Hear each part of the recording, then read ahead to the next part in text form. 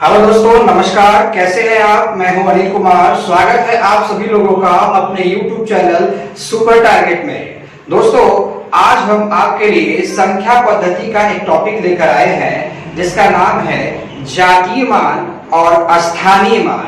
जी हाँ दोस्तों, कई बार कॉम्पिटिटिव एग्जाम में और एंट्रेंस एग्जाम के पेपरों में पूछा गया है कि जातीय मान ज्ञात कीजिए या फिर स्थानीय मान ज्ञात कीजिए। बहुत सारे बच्चों के दिमाग में कंफ्यूजन बना रहता है कि क्या सर जी जातीय मान और स्थानीय मान दोनों एक ही है या फिर दोनों अलग अलग है, और दोनों अलग अलग है तो दोनों का मतलब क्या है, एक बार अच्छे से बताइए। तो देर किस बात की, चलिए शुरू किया जाए।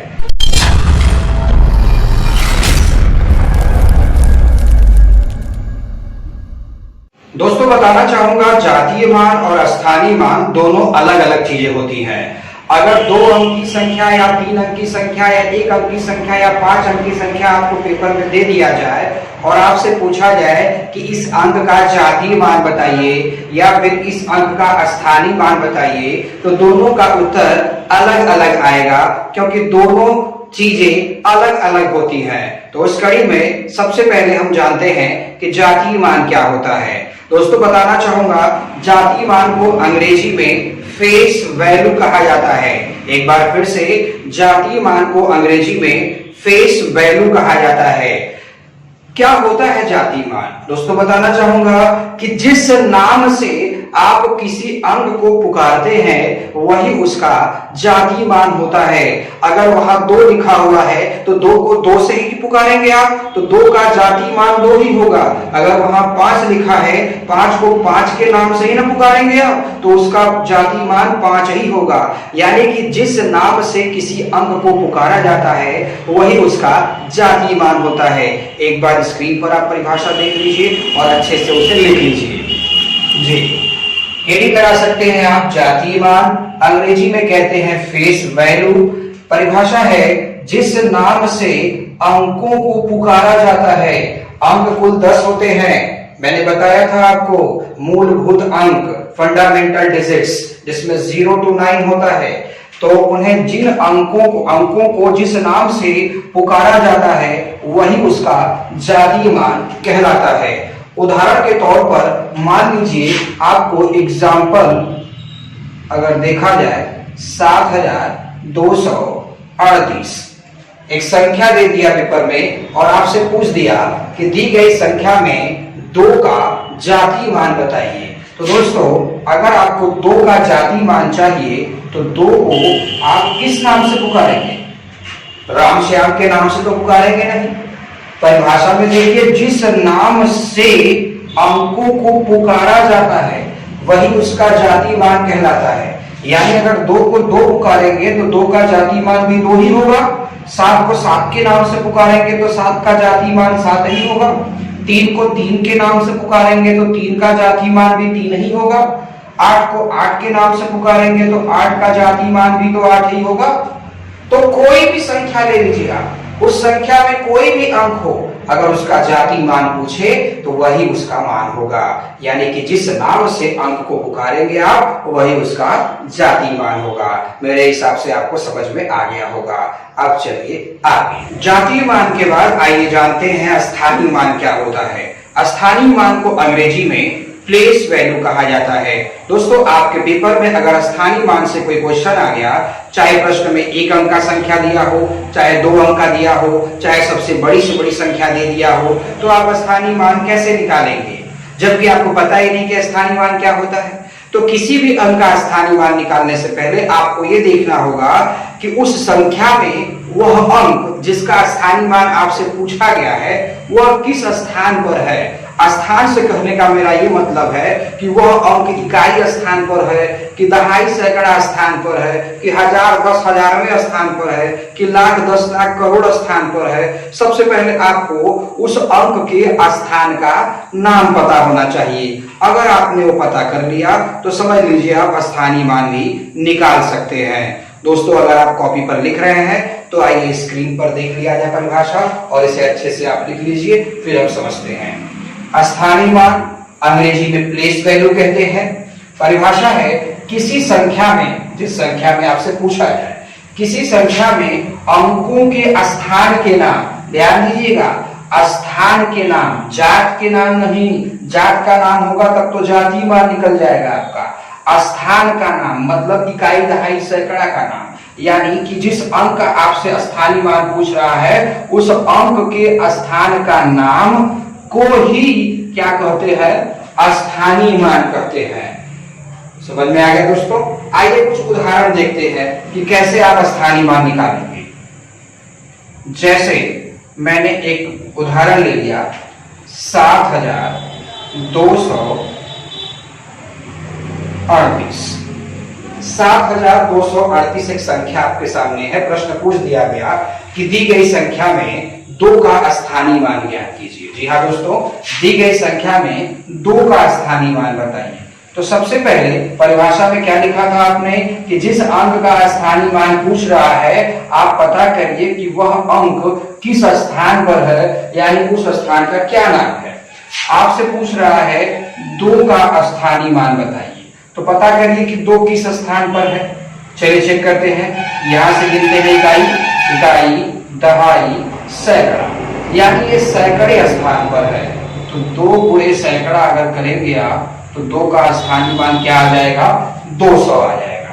उसी तरीके से अगर आपसे 7 का स्थानीय मान पूछा जाए तो आप पहले 7 लिख लीजिए। अब पता करिए कि 7 किस स्थान पर है। इकाई, दहाई, सैकड़ा, हजारवें स्थान पर है, यानी 7 गुणे 1000 कर देंगे, 7 का स्थानीय मान क्या आ जाएगा? 7000। उसी तरीके से अगर आपसे 3 का स्थानीय मान पूछ दिया जाए तो आप पता करिए कि 3 कौन से स्थान पर है। इकाई, दहाई, दहाई वाले स्थान पर है, यानी 3 का स्थानीय मान 30 आ गया। उसी तरीके से 8 का भी चाहे तो आप स्थानीय मान निकाल सकते हैं।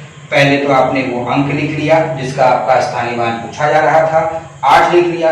अब 8 कौन से स्थान पर है? इकाई, इकाई मतलब 1, तो 8 इकाई 8, यानी 8 का स्थानीय मान भी 8 ही हो गया। तो दोस्तों इस तरह से आप स्थानीय मान निकाल सकते हैं। एक और प्रश्न देख लेते हैं। जैसे में संख्या हमने लिख लिया 12,739। एक संख्या ले लिया हमने 12,739। तो इस संख्या में हमसे 1 का स्थानीय मान पूछा गया।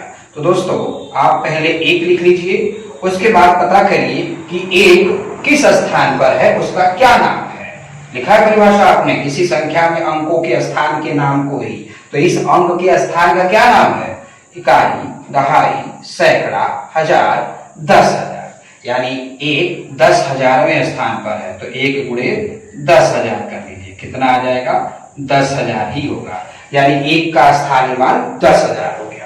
उसी तरीके से 2 का स्थानीय मान अगर चाहिए आपको तो 2 लिखिए और पता करिए कि 2 किस स्थान पर है। इकाई, दहाई, सैकड़ा, हजार, हजारवें स्थान पर है। तो 2 गुणे 1000 कर लिया, 2000। इस तरह से चाहे तो आप 7, 3 और 9 का भी स्थानीय मान निकाल सकते हैं। दोस्तों कुछ बच्चों के दिमाग में आता है कि सर जी आपको तो इकाई, दहाई, सैकड़ा करने आता है, हमें नहीं आता। बिल्कुल बेटा आप सही कह रहे हो। बहुत सारे बच्चे ऐसे होते हैं जिन्हें इकाई, दहाई, सैकड़ा करने भी नहीं आता। तो अगर आप गणित में बिल्कुल कमजोर हैं तब भी आपको आ जाएगा, बताइए मत। आइए हम आपको बताते हैं कि अगर आपको स्थान का नाम भी नहीं पता तब भी आप स्थानीय मान निकाल सकते हैं। जैसे में उदाहरण ले लिया जाएगा 26,735। मैंने एक संख्या ले लिया 26,735। अब इस संख्या में मुझे 6 का स्थानीय मान निकालना है। जी हाँ दोस्तों, अब इस संख्या में मुझे 6 का स्थानीय मान निकालना है। तो कैसे निकाला जाए? मैंने तो आपसे कहा था कि आप 6 लिख लीजिए, उसके बाद पता करिए कि 6 का स्थान का नाम क्या है। तो इकाई, दहाई, सैकड़ा, हजारवें स्थान पर है, तो आप गुणा करके 6000 लिख देंगे। लेकिन ये तो आप जानते थे, बहुत से लोग नहीं भी जानते थे। कुछ लोग का कहना है कि सर जी अगर ये न करना पड़े, मतलब इकाई, दहाई, सैकड़ा न लिखना पड़े, उसको कैसे लगाएंगे? तो दोस्तों अगर आपसे 6 का स्थानीय मान पूछ रहा है तो आप 6 लिखिए और 6 के पीछे देखिए कितने अंक हैं। 6 के पीछे देखिए कितने अंक हैं, 1 2 3, बस 3 जीरो लगा दीजिए, आ गया 6 का स्थानीय मान। उसी तरीके से 2 का स्थानीय मान अगर पूछ रहा है तो 2 के पीछे देखिए कितने अंक हैं, 1 2 3 4, तो 4 जीरो लगा दीजिए। 7 का स्थानीय मान पूछ रहा है तो 7 के पीछे देखिए कितने जीरो हैं, 2 जीरो है, 700 आ गया 7 का स्थानीय मान। उसी तरीके से 3 का स्थानीय मान निकालना है, 3 के पीछे कितने अंक हैं, 1 अंक है, यानी 1 जीरो लगा दीजिए। 5 का स्थानीय मान निकालना है तो 5 के पीछे कितने अंक हैं, 1 भी नहीं, यानी 5 का स्थानीय मान 5 ही होगा। इस तरीके से आप अंकों का स्थानीय मान निकाल सकते हैं। बहुत बच्चों ने सवाल किया कि सर जी अगर इन्हीं संख्याओं में दशमलव लगा के दे दिया जाए, अगर इन्हीं संख्याओं में दशमलव लगा के दे दिया जाए तो हम स्थानीय मान कैसे निकालेंगे। आइए दोस्तों देखा जाए। जैसे कोई संख्या लिखा है 0.98542 आगे संख्या दे दिया गया और आपसे पूछ दिया गया कि दी गई संख्या में 5 का स्थानीय मान बताइए, दी गई संख्या में 5 का स्थानीय मान बताइए। तो सबसे पहले आप 5 लिख लीजिए। अब उसके बाद ये देखिए कि जिस अंक का स्थानीय मान पूछा गया है उस अंक और दशमलव के बीच में कितने अंक हैं। तो इस 5 और इस दशमलव के बीच में 2 अंक हैं, तो आप 2 जीरो लगा लीजिए और दशमलव जैसे लगा है वैसे लगा लीजिए, यानी 5 का स्थानीय मान होगा 0.005। अगर मान लीजिए आप ऑप्शन में देख रहे हैं या ऑप्शन आपको नहीं मिला तो आप इसे इस प्रकार भी लिख सकते हैं। सोचिए जरा कैसे लिख सकते हैं आप इसे। अगर दशमलव हटाना होता है तो आप बाई 100 कर देते होंगे, बाई 0 लगा देते होंगे, तो 5 के नीचे कितना जीरो लिखेंगे, जितने अंक पर दशमलव लगा होगा। तो 1 2 3 अंक पे दशमलव लगा है तो हम 3 जीरो लगा देंगे, यानी हमारा उत्तर होगा 5/1000। तो 5/1000 भी सही है, 0.005 भी सही है। ऑप्शन में दोनों नहीं मिलेगा, ऑप्शन में कोई एक ही मिलेगा आपको।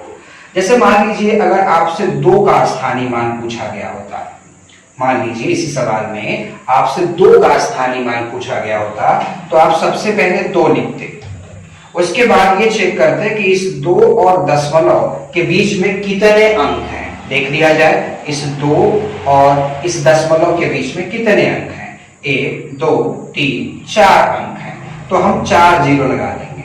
1 2 3 4 जीरो लग गया और यहाँ दशमलव लगा दिया, तो 2 का स्थानीय मान आ गया 0.00002। अगर ये नहीं मिला ऑप्शन में तो आप इसे इस प्रकार भी लिख सकते हैं, 2 के बटा कितने अंक पे दशमलव लगा है, 5 अंक पे दशमलव लगा है, तो 5 जीरो लगा देंगे। ये आंसर भी आपका हो सकता है। तो दोस्तों इस तरह भी आप लगा सकते हैं दशमलव के सवाल में। बहुत से बच्चे कहते हैं कि सर जी ये तो दशमलव शुरू में था, कभी कभी ऐसी भी संख्या दे सकता है क्या कि दशमलव बीच में हो। बिल्कुल दे सकता है, आपको कोई संख्या दे देगा और दशमलव एक किनारे पर न देकर कहीं बीच में दे देगा, तब कैसे आप उसका स्थानीय मान निकालेंगे। आइए दिखाता हूं। जैसे में आपको कोई संख्या मिल गया 729.314,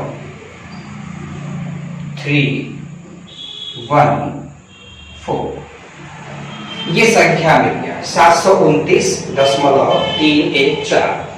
अब आपको इस संख्या में किसी भी अंक का अगर स्थानीय मान पूछ लिया जाए तो कैसे लगाएंगे। आइए, जैसे में मान लीजिए आपसे पूछा गया हो कि 4 का स्थानीय मान बताइए। जैसे मान लीजिए आपसे पूछा गया है 4 का स्थानीय मान बताइए, तो कैसे निकालेंगे। सबसे पहले तो आप 4 लिख लीजिए, लिख लिया। अब आप देखिए कि वह 4 और दशमलव के बीच में कितने अंक हैं। 4 और दशमलव के बीच में कितने अंक, 2 अंक हैं, तो आप तुरंत यहां पर 2 जीरो लगा दीजिए, आपका आंसर आ गया 0.004। या फिर आप इसे ऐसे भी लिख सकते हैं, 4 के बटा कितने अंक पे दशमलव लिखा हुआ है, 3 अंक पे, तो 3 जीरो लगा दीजिए। ये भी आपका आंसर सही है। या फिर मान लीजिए आपसे पूछा गया हो 1 का स्थानीय मान बताइए, तो सबसे पहले आप 1 लिख लीजिए, फिर पता करिए कि 1 जिसका स्थानीय मान पूछा गया है 1 और दशमलव के बीच में कितने अंक हैं।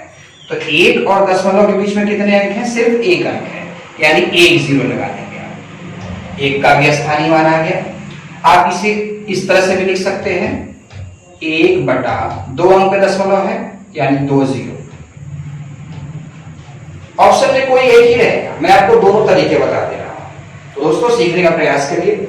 जैसे मान लीजिए आपसे 3 का स्थानीय मान पूछा गया होता, तो आप पहले तो 3 लिखते, फिर आप ये चेक करते कि जिस अंक का स्थानीय मान पूछा गया है वो और दशमलव के बीच में कितने अंक हैं। तो यहाँ 3 और दशमलव के बीच में एक भी अंक नहीं है, यानी दशमलव यही लग जाएगा, बीच में एक भी जीरो नहीं आएगा। तो हमारा आंसर आ गया दशमलव का स्थानीय मान 3 का स्थानीय मान 0.3 आ गया। या फिर आप इसे ऐसे भी लिख सकते हैं, 3 बटा 1 अंक में दशमलव है, तो 3 बटा 10 भी लिख सकते हैं। तो दोस्तों मेरे हिसाब से आपको समझ में आया होगा।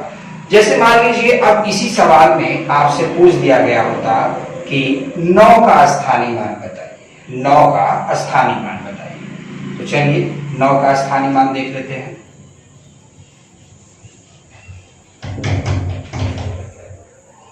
नौ का स्थानीय मान निकालना है तो पहले आप 9 लिख लीजिए।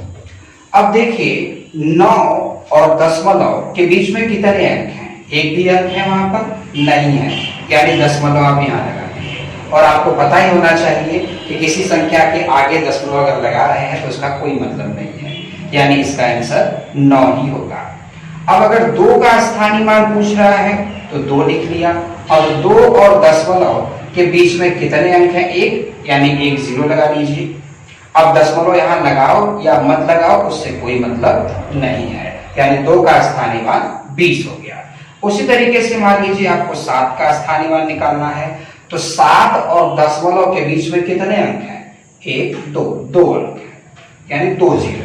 अब दशमलव यहां लगाइए या मत लगाइए उससे कोई मतलब नहीं है। जैसे आप कभी कोई दाम वगैरह लिखते हैं किसी वस्तु का, जैसे 50 रुपया कोई वस्तु लाया तो 50 दशमलव ऐसे लिखते हैं, तो इस दशमलव का कोई मतलब नहीं है। उसी तरीके से यहां पर भी दशमलव का कोई मतलब नहीं है, ध्यान दीजिए। एक और सवाल ले लेते हैं। जैसे मान लीजिए लिखा हुआ है 5732.947। अब अगर आपसे पूछा है कि दी गई संख्या में 4 का स्थानीय मान क्या होगा, तो आप 4 लिख लीजिए। अब देखिए 4 और दशमलव के बीच में कितने अंक हैं? 1 अंक है, तो आपने यहाँ 1 जीरो लगा के यहाँ दशमलव लगा दिया। या फिर आप इसे ऐसे भी लिख सकते हैं, 4 बटा 2 अंक में दशमलव है, यानी कि 2 जीरो लिख देंगे, 4 बटा 100। उसी प्रकार जैसे मान लीजिए आपको 7 का स्थानीय मान पूछा गया होता, तो आप पहले 7 लिखिए। अब उसके बाद देखिए 7 और दशमलव के बीच में कितने अंक हैं? 2 अंक हैं, तो 2 जीरो लगा लीजिए। अब यहाँ दशमलव लगाइए चाहे मत लगाइए, कोई मतलब नहीं है। उसी प्रकार 5 का स्थानीय मान अगर आपसे पूछा गया है तो आप पहले 5 लिखिए। अब 5 और दशमलव के बीच में कितने अंक हैं? 3 अंक हैं, तो 3 जीरो लगा लीजिए। अब चाहे यहाँ दशमलव लगाइए चाहे मत लगाइए। तो दोस्तों इस प्रकार आपको स्थानीय मान की सवालें भी समझ में आ गई होंगी कि स्थानीय मान कैसे लगाते हैं। अगर दशमलव लगा हो तो कैसे लगाएंगे, दशमलव न लगा हो तो भी कैसे लगाएंगे। तो मेरे हिसाब से जातीय मान और स्थानीय मान की परिभाषा और उनके उदाहरण आपको समझ में आ गए। दोस्तों आज आप पढ़ रहे थे जातीय मान और स्थानीय मान के बारे में, जिसमें आज मैंने आपको जातीय मान और स्थानीय मान की परिभाषा अच्छे से बताई, उदाहरण के साथ उसे समझाया। दशमलव वाले सवाल कैसे लगाएंगे उसे भी मैंने आपको बताया।